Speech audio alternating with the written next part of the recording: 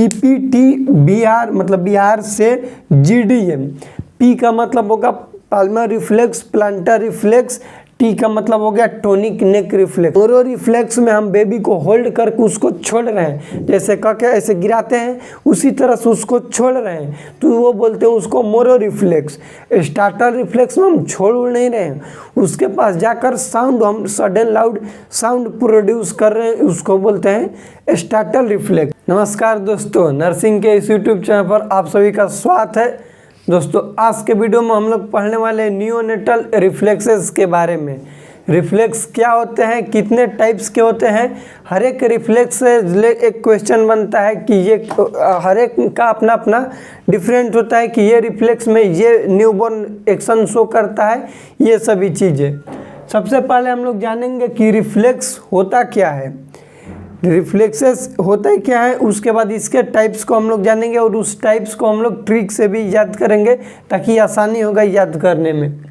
Reflex का definition लिखिएगा कि it is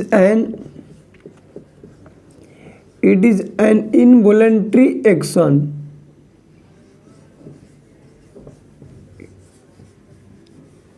involuntary action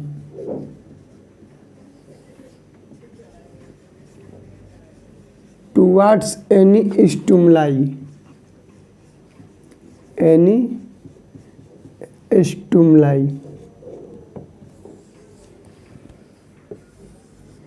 second चीज इसमें लिखिए कि ये हमेशा इनवॉलंटरी होता है, it is always involuntary. Reflex क्या होता है, हमेशा इनवॉलंटरी होता है।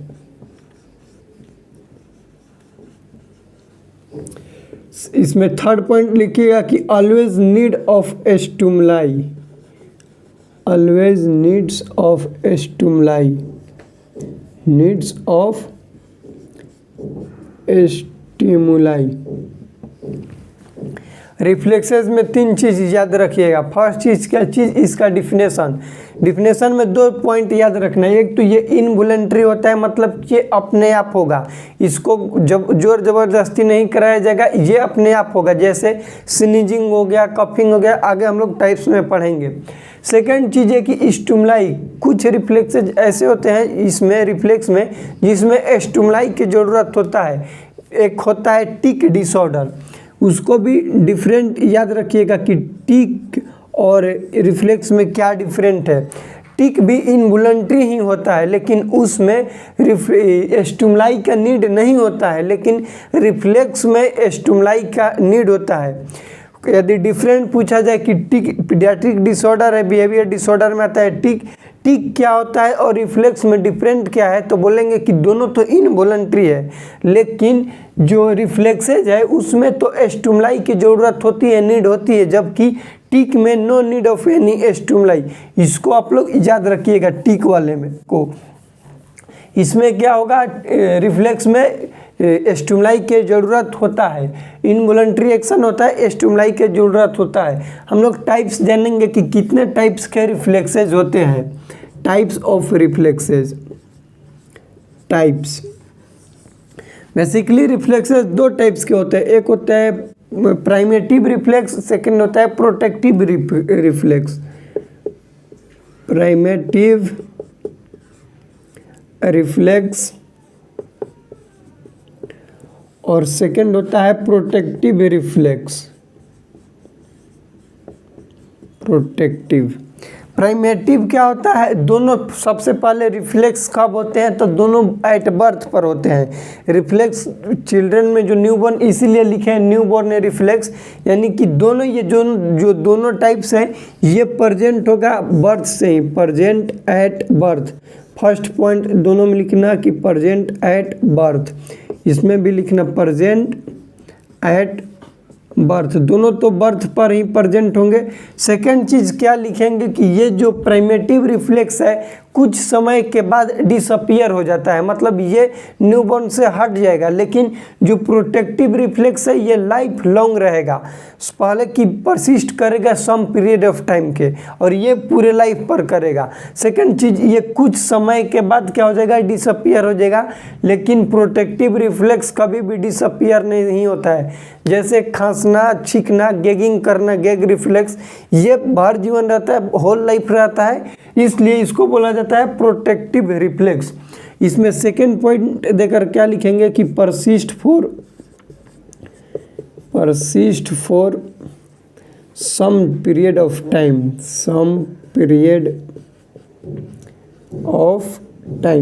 कुछ समय तक ही रहेगा, जिसको बोलेंगे प्राइमेटिव रिफ्लेक्स। और ये क्या रहेगा, होल लाइफ तक रहेगा, पूरे टाइम तक रहेगा, होल लाइफ तक रहेगा, जिसको बोलते हैं प्रोटेक्टिव रिफ्लेक्स। थर्ड चीज इसमें क्या लिखेंगे कि disappear after some period of time, disappear after some period of time,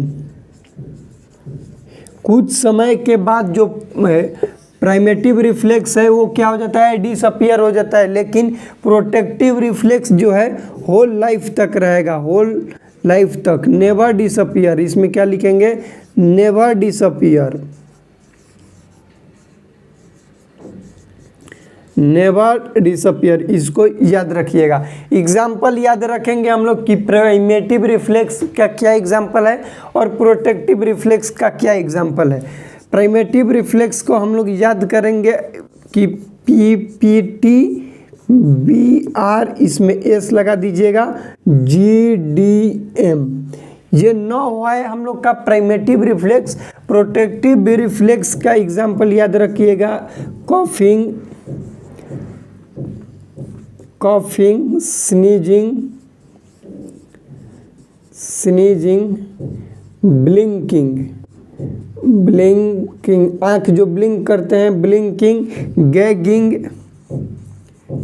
gagging, यह है प्रोटेक्टिव रिफ्लेक्स। प्रोटेक्टिव का मतलब भी एक समझ सकते हैं कि प्रोटेक्ट करेगा हम लोग को, जैसे कफ करेंगे तो उसमें भी प्रोटेक्ट करता है, स्नीजिंग, ब्लिंकिंग करेंगे तो आई को प्रोटेक्ट करेगा, गैगिंग, कोई कस के गैग करता है उसको बोलते हैं गैगिंग रिफ्लेक्स। यह है प्रोटेक्टिव रिफ्लेक्स। इसमें अब हम लोग पढ़ेंगे जो मोस्ट इम्पॉर्टेंट होता है प्राइमेटिव रिफ्लेक्स, और इसी से क्वेश्चन पूछा जाता है कि प्राइमेटिव रिफ्लेक्स का ये जितने भी टाइप्स लिखे हैं उससे रिलेटेड क्वेश्चन आता है, या तो वाइवा में पूछा जाएगा, नहीं तो ऑब्जेक्टिव बेस से आता है। थ्योरी के लिए कम आता है, ये ऑब्जेक्टिव में क्वेश्चन ही दे देगा, रिफ्लेक्स का डिफिनेशन दे देगा और पूछेगा कि ये कौन सा रिफ्लेक्स है, या तो इमेज बेस आ सकता है या फिर वीडियो से भी आता है।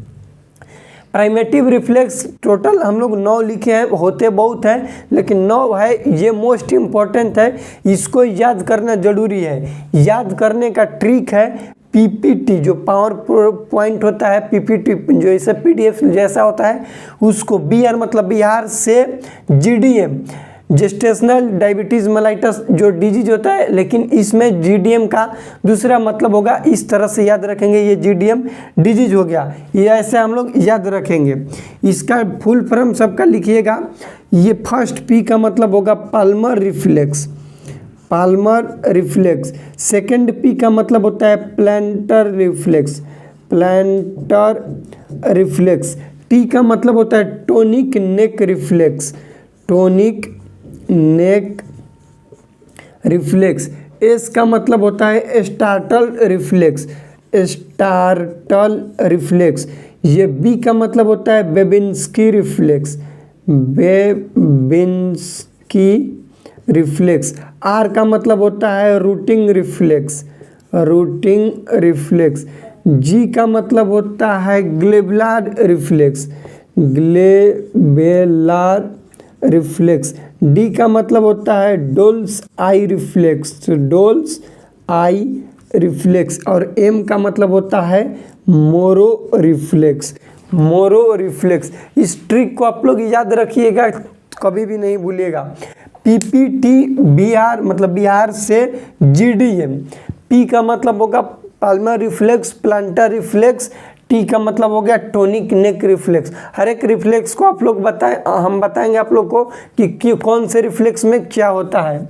एस का मतलब होता है स्टार्टल रिफ्लेक्स, बी का मतलब बेबिंस्की रिफ्लेक्स, आर का मतलब रूटिंग रिफ्लेक्स, जी का मतलब ग्लेबुलर रिफ्लेक्स, एक और होता है ग्लांट रिफ्लेक्स। उसके बाद डोल्स आई रिफ्लेक्स होता है और एम का मतलब होता है मोरो रिफ्लेक्स। अब रिफ्लेक्सेस से किस तरह के क्वेश्चन बनते हैं उस चीज को समझिएगा। फर्स्ट बनेगा कि ये रिफ्लेक्स या तो डिफिनेशन दे देगा, पूछेगा कि कौन सा रिफ्लेक्स है, या फिर रिफ्लेक्स का नाम देके पूछेगा कि इसका डिफिनेशन दो। सेकंड इसके डिसअपियर टाइम से पूछता है कि मोरो रिफ्लेक्स कब डिसअपियर होता है, स्टार्टल रिफ्लेक्स कब डिसअपियर होता है, बेबिंस्की रिफ्लेक्स कब डिसअपियर होता है, Palmer reflex, plantar reflex, starter reflex हो गया, रूटिंग रिफ्लेक्स। ये सभी रिफ्लेक्स के क्या चीज़ से क्वेश्चन आता है, डिसअपियर टाइम से रिलेटेड। हम लोग एक एक करके पढ़ेंगे कि कौन सा रिफ्लेक्सेस में क्या होता है। नंबर 1 हेडिंग लिएगा, और हम लोग या तो लाइन से भी पढ़ सकते हैं कि पाल्मर रिफ्लेक्स, प्लांटर रिफ्लेक्स, या फिर कहीं से पढ़ सकते हैं, लेकिन इसको आप लोग याद रखिएगा। हम लोग सबसे पहले जानेंगे बेबिंस्की रिफ्लेक्स को, बताएंगे सब रिफ्लेक्स, लेकिन लाइन सीरियल वाइज नहीं रहेगा। लिखिएगा नंबर 1 बेबिंस्की रिफ्लेक्स क्या होता है। Number 1 Babinski reflex.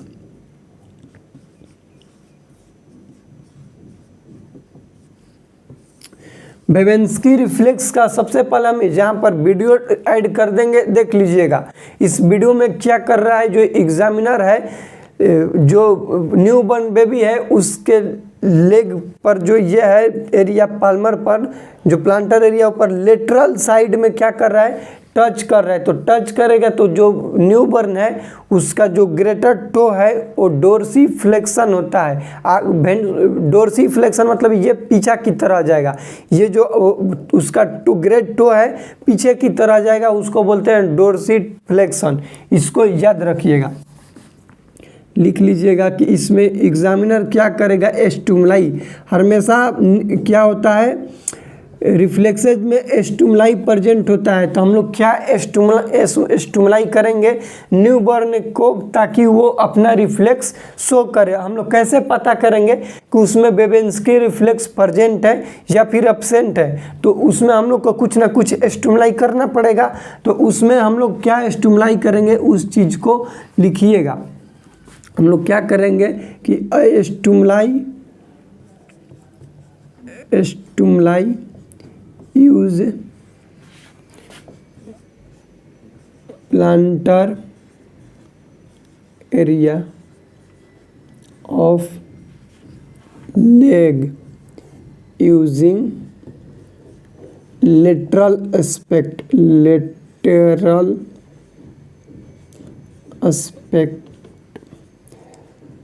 इसमें देखो कैसे होगा, इस फिगर भी बना के समझा देते हैं हम।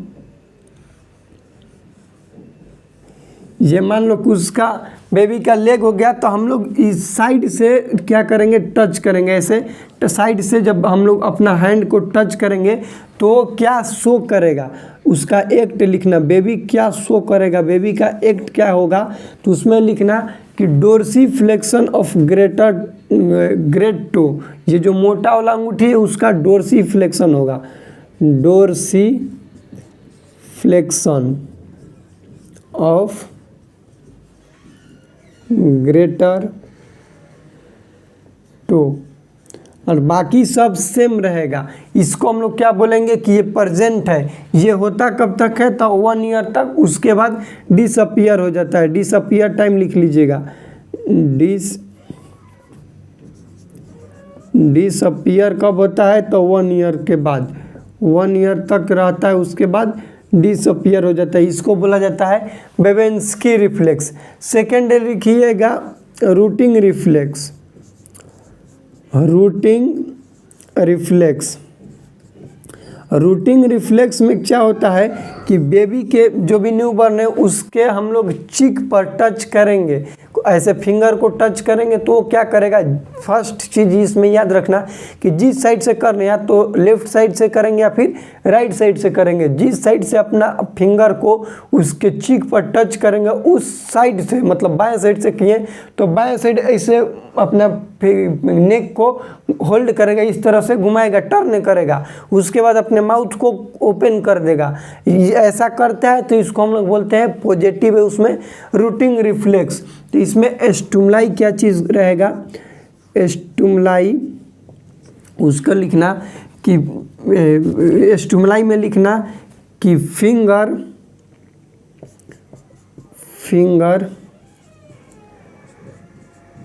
touches to cheek of newborn by examiner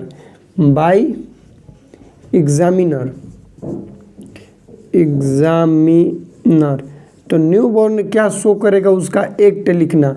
newborn क्या शो करेगा, सबसे पहले उस साइड टर्न करेगा नेक। फर्स्ट चीज़ टर्निंग ऑफ नेक लिख लेना। सेकंड चीज़ कि ओपन करेगा माउथ को। तो ये कब रिफ्लेक्स हेल्प करता है, रूटिंग रिफ्लेक्स क्वेश्चन पूछेगा तो ये हेल्प करता है ब्रेस्ट फीडिंग के दौरान, क्योंकि यदि हम टच किए, एक तो नेक टर्न कर लिया और अपना माउथ को ओपन कर लिया तो वो हेल्प करेगा ब्रेस्ट फीडिंग में। ये डिसअपियर कब होता है, तो 3 से 4 मंथ के बाद ये डिसअपियर हो जाता है। रूटिंग रिफ्लेक्स 3 से 4 मंथ के बाद क्या हो जाता है, मंथ के बाद डिसअपियर हो जाता है। इसको भी याद रखिएगा। अब हम लोग जानेंगे मोरो रिफ्लेक्स के बारे में कि मोरो रिफ्लेक्स क्या होता है। इसको आप लोग लिख लीजिएगा। मोरो रिफ्लेक्स के बारे में जानेंगे कि मोरो रिफ्लेक्स क्या होता है और स्टार्टर रिफ्लेक्स। ये दोनों रिफ्लेक्स का भी वीडियो हम यहाँ पर ऐड करेंगे, देख लीजिएगा। मोरो रिफ्लेक्स में क्या होता है कि बेबी के हम अब दोनों हाथों से अपने हैंड में होल्ड करेंगे। फर्स्ट जो हैंड रहेगा उसके बैक को सपोर्ट करेगा और जो सेकेंड हैंड है उसके नेक एरिया को सपोर्ट करेगा। ध्यान से समझो, मोरो रिफ्लेक्स में क्या होता है कि बेबी को हम अपने हैंड में होल्ड करेंगे। जो हम लोग का एक हाथ होगा उसके बैक में सपोर्ट करेगा और सेकेंड हाथ जो है उसके नेक में सपोर्ट करेगा। नेक को ऐसे होल्ड करके रखेंगे। जो नेक वाला हैंड है उसको सडन हटाएंगे, वहां से क्या करेंगे, सडन क्या करेंगे, हटाएंगे। तो हटाने से क्या होगा कि बेबी ऐसे चिहुक जाएगा। वो ऐसा करता है तो उसको हम लोग बोलेंगे कि मोरो रिफ्लेक्स प्रेजेंट है। ऐसा करने का मतलब क्या होता है कि एबडक्शन और एडक्शन करेगा हैंड और लेग को, एक्सट्रीमिटीज बोल सकते हैं कि एक्सट्रीमिटीज को उसके साथ साथ कराई करेगा, जोर से चिल्लाकर रोएगा, तो उसको हम लोग बोलते हैं प्रेजेंट है मोरो रिफ्लेक्स। और स्टार्टल रिफ्लेक्स में क्या होता है कि यदि न्यूबॉर्न सो रहा है या फिर जगा है, उसके पास जाकर साउंड, सडन साउंड करेंगे। जैसे ऐसे ताली बजाएंगे तो वो ऐसे जब ताली बजाएंगे फिर भी ऐसे चिउकेगा, हाथ अपना बाहर फेंकेगा, उसके बाद अंदर लगा, तो इसको बोलेंगे एडक्शन। एबडक्शन करेगा एक्सट्रीमिटीज को। डिफरेंट पूछा जाता है कि स्टार्टल रिफ्लेक्स और मोरो रिफ्लेक्स में क्या डिफरेंट है। दोनों में तो हाथ ऐसे ऐसे कर रहा है, तो इसमें डिफरेंट है स्टिमुलाई का। मोरो रिफ्लेक्स में हम बेबी को होल्ड करके उसको छोड़ रहे हैं, जैसे करके ऐसे गिराते हैं उसी तरह से उसको छोड़ रहे हैं, तो वो बोलते हैं उसको मोरो रिफ्लेक्स। स्टार्टर रिफ्लेक्स में हम छोड़ नहीं रहे हैं, उसके पास जाकर साउंड, हम सडन लाउड साउंड प्रोड्यूस कर रहे हैं, उसको बोलते हैं स्टार्टर रिफ्लेक्स। दोनों को लिख लीजिएगा यहाँ पर कि क्या होता है मोरो रिफ्लेक्स और क्या होता है स्टार्टर रिफ्लेक्स। फर्स्ट वन वहाँ से दो हो गया, 3 नंबर देकर लिखिएगा मोरो रिफ्लेक्स। इसमें क्या एक स्टिमुलाई क्या रहेगा, स्टिमुलाई कि हम लोग बेबी को होल्ड करेंगे हैंड में, hold the baby on hand by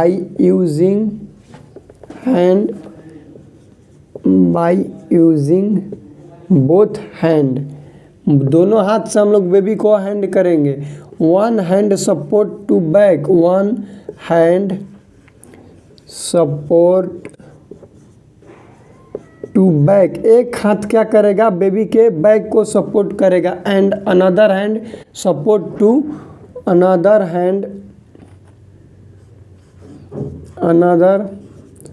hand support to neck. जो नेक वाला सपोर्ट करेगा उसको क्या करेंगे, सडन हटाएंगे। नेक हैंड सडनली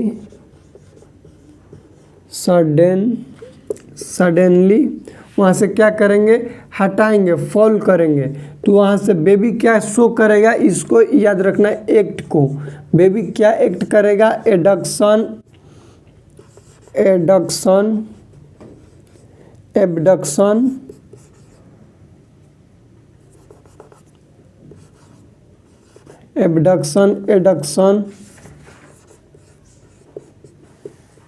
और कराई शो करेगा, कराई।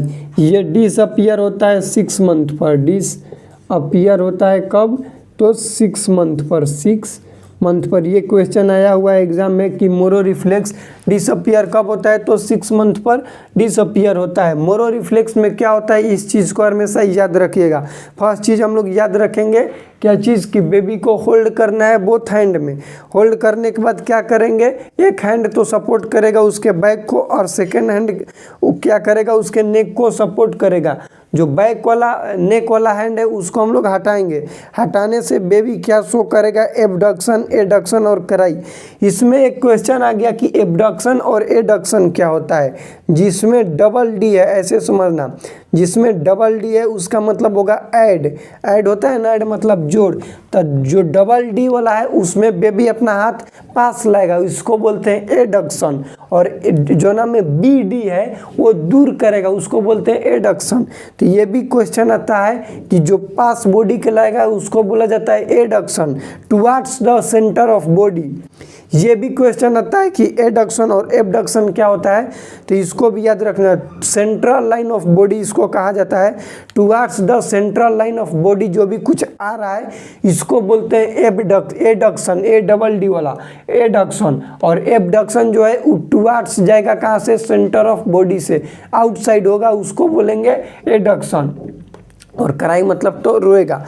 मोरो रिफ्लेक्स डिसअपियर कब होता है, तो बोलेंगे 6 मंथ पर मोरो और रिफ्लेक्स डिसअपियर हो जाता है। नेक्स्ट लिखिएगा स्टार्टल रिफ्लेक्स के बारे में कि स्टार्टल रिफ्लेक्स क्या होता है।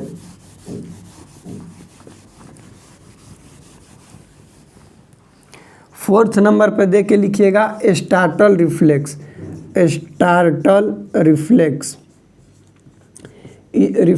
इसमें क्या करेंगे, सडन लाउड साउंड प्रोड्यूस करेंगे।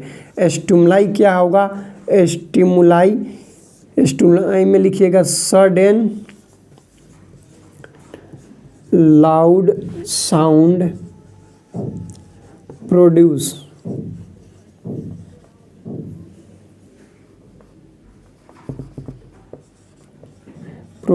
Bye examiner. जो भी एग्जाम करेगा एग्जामिनर वो क्या करेगा, सडन लाउड साउंड प्रोड्यूस करेगा।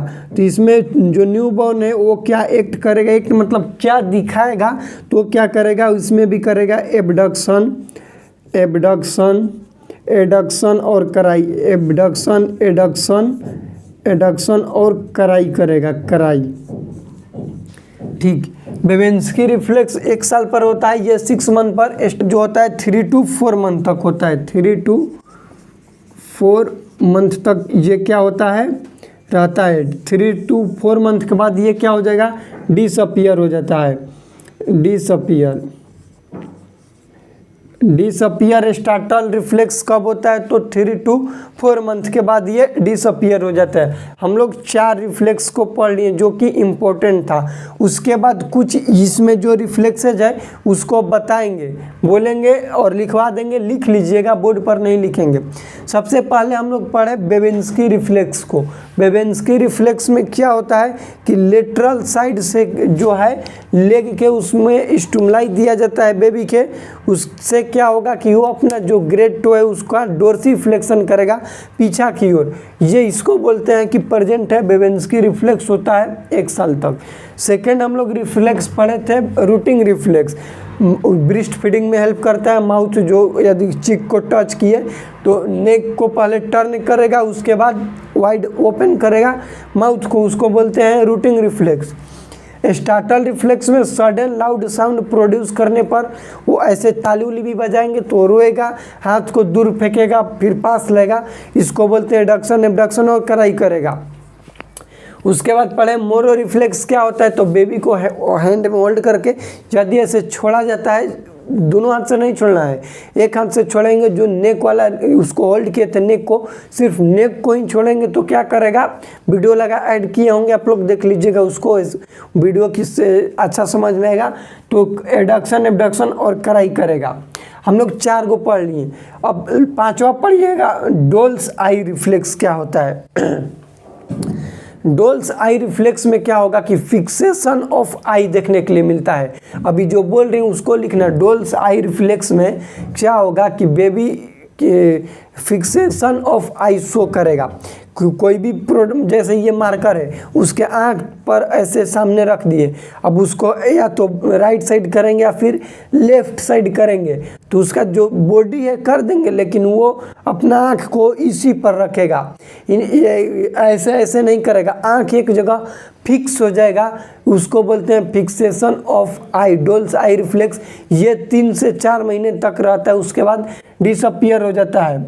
ग्लेबुलर रिफ्लेक्स क्या होता है, ये ग्लेबुला है रीजन, इसको बोला जाता है ग्लेबुला, जहाँ पर हम लोग टीका करते हैं। न्यूबॉर्न बेबी पर क्या होगा कि यहाँ पर टच करेंगे ऐसे तो अपना आँख को ब्लिंक करेगा, पपनी को झपकाएगा, इसको बोलते हैं ग्लेबुलर रिफ्लेक्स। ये भी 3 से 4 मंथ तक रहता है, उसके बाद डिसअपियर हो जाता है। टच करेंगे ग्लेबुलर रीजन पर तो एक्ट में लिखिएगा। सबसे पहले स्टिमुलाई में क्या लिखेंगे ग्लेबुलर रिफ्लेक्स में कि टच करते हैं उसके ग्लेबुलर रीजन पर, तो न्यूबॉर्न क्या शो करेगा, ब्लिंकिंग ऑफ आई शो करेगा, तो उसको बोलेंगे प्रेजेंट है ग्लेबुलर रिफ्लेक्स। मोनो रिफ्लेक्स हो गया, डोल्स आई रिफ्लेक्स हो गया, ग्लेबुलर रिफ्लेक्स हो गया, रूटिंग रिफ्लेक्स हो गया, बेबेंस्की रिफ्लेक्स हो गया, स्टार्टल रिफ्लेक्स हो गया। अब टोनिक नेक रिफ्लेक्स को समझिएगा कि ये क्या होता है। टोनिक नेक रिफ्लेक्स इसको बोलते हैं फांसिंग रिफ्लेक्स। तो क्वेश्चन आएगा कि टोनिक नेक रिफ्लेक्स का अनदर नेम क्या है, तो बोलेंगे फांसिंग रिफ्लेक्स, या फिर पूछेगा कि फांसिंग रिफ्लेक्स किस रिफ्लेक्स को बोला जाता है, तो बोलेंगे टोनिक नेक रिफ्लेक्स। स्टिमुलाई क्या होता है कि जिधर न्यूबॉर्न अपना नेक को या तो राइट या फिर लेफ्ट टर्न करेगा तो उसका जो हैंड है वो रहेगा, एक तो रहेगा एक्सटेंशन और एक रहेगा फ्लेक्शन, ऐसे रहता है। जैसे बहुत सारा युद्ध में भी होता है क्या चीज़, जो योद्धा रहता है एक हाथ में उसका तलवार रहता है और एक हाथ में डिफेंस करने के लिए गोल राउंड रहता है, उसको बोलते हैं फांसिंग पोजीशन ऐसे। तो इसी प्रकार से रहता है टोनिक नेक रिफ्लेक्स। इसमें स्टिमुलाई में लिखेंगे कि न्यू बॉर्न नेक राइट और लेफ्ट जो रहेगा तो उसमें एक्ट क्या करेगा, एक्ट में लिखना कि एक्सटेंशन ऑफ एक्सट्रीमिटीज, जो नेक साइड में है हैंड उसका क्या होगा एक्सटेंशन, लेफ्ट में है तो लेफ्ट हैंड का एक्सटेंशन और राइट हैंड का क्या होगा फ्लेक्शन, इस तरह से रहता है। इसको हम लोग बोलते हैं टोनिक नेक रिफ्लेक्स। इमेज बेस्ड क्वेश्चन आता है टोनिक नेक रिफ्लेक्स को, तो इसको याद रखिएगा। 8 मंथ तक रहता है, उसके बाद ये 8 मंथ के बाद डिसअपियर हो जाता है। पाल्मर रिफ्लेक्स और प्लांटर रिफ्लेक्स इंपॉर्टेंट है, इसको समझना। जब भी न्यूबॉर्न के पाल्म एरिया, ये हथेली को बोला जाता है पाल्म एरिया को हम लोग टच करेंगे 3 to 4 मंथ तक रहता है, इसको याद रखना। 3 to 4 मंथ तक इसको टच करेंगे तो ये पाल्मर ग्रास्पिंग शो करेगा, मतलब भर मुट्ठी अंगुली को पकड़ लेगा। ये मान लो न्यूबॉर्न का हैंड है और इसको उसके पाल्म एरिया में हम मार्कर को ऐसे टच करेंगे तो फटाक दे पकड़ लेगा, मार्कर को बना दे। जैसे अंगुली को भी हम लोग फिंगर को ऐसे धराते हैं तो पकड़ लेता है, उसको बोला जाता है पाल्मर ग्रास्पिंग, जो कि 3 to 4 मंथ तक रहता है, उसके बाद डिसअपियर हो जाता है। स्टिमुलाई में लिखिएगा कि यूज करेंगे हम लोग क्या चीज़, मार्कर या फिर फिंगर शो कहाँ पर होगा, Palmer area of newborn, newborn show करेगा, पाल्मर ग्रास्पिंग मतलब कि भरमुट्ठी उसको पकड़ लेगा, इसको बोलते हैं पाल्मर रिफ्लेक्स। उसी प्रकार से होता है प्लांटर रिफ्लेक्स। प्लांटर रिफ्लेक्स में क्या होगा कि उसके हम लोग लेग में प्लांटर एरिया में शो करेंगे तो वेंट्रल फ्लेक्शन शो करेगा। वेंट्रल फ्लेक्शन कहने का मतलब कि उसका जो बाकी 4 गो फिंगर है वो आगे जाएगा, 4 गो फिंगर और जो ग्रेट टो है वो सेम रहेगा, ऐसे रहेगा। ये जो रीजन है इसमें शो ऐसे टच करेंगे तो ये आगे जाएगा और ग्रेटर टो जो है सेम रहेगा, उसको हम लोग बोलते हैं प्लांटर रिफ्लेक्स। ये हो गया हम लोग के न्यूबॉर्न रिफ्लेक्सेस से रिलेटेड वीडियो। हाँ, ये जो इसमें से 3 रिफ्लेक्सेस मोस्ट इम्पोर्टेंट है जो कि अभी तक एग्जाम में आया हुआ है। स्टार्टल रिफ्लेक्स क्या होता है, मोरो रिफ्लेक्स क्या होता है, बेबेंस्की रिफ्लेक्स क्या होता है, ये 3 को आप लोग याद रखिएगा। चौथा रूटिंग रिफ्लेक्स को याद रखिएगा क्योंकि इसके डिसअपियर टाइम से रिलेटेड क्वेश्चन आता है, इसके डिफिनेशन से क्वेश्चन आता है और इसके वीडियो से क्वेश्चन आता है। वीडियो हम आप लोग को जोड़ दिए होंगे, देख लीजिएगा, स्टार्टिंग में ही मिल जाएगा इसके वीडियो देखने के लिए रिफ्लेक्सेस से रिलेटेड। इस वीडियो में इतना ही। वीडियो से रिलेटेड कुछ भी डाउट है तो कमेंट कीजिएगा, इस वीडियो को अपने दोस्तों के साथ शेयर कीजिएगा। मिलते हैं अगले वीडियो में, तब तक के लिए जय राम जी की।